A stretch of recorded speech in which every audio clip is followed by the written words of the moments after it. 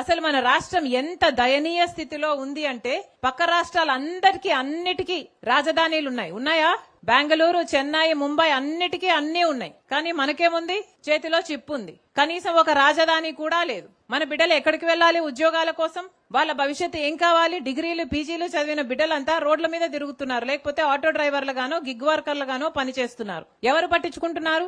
బిడ్డలకు భరోసా లేదు. పైగా చంద్రబాబు గారు అంటారు, ఇప్పుడు 2 బిడ్డలు సరిపోరట, 3, 4, 5 కనాలట. ఉన్న బిడ్డలకే దిక్కులేదు, 2, 3, 4 కడాలట. అట్లా కన్న వాళ్ళకి ఈయన 25,000 రూపాయలు ఇస్తాడట. ఈయన ఇచ్చే బోర్డు 25,000 రూపాయల కోసం మీరు బిడ్డల్ని కనాలట.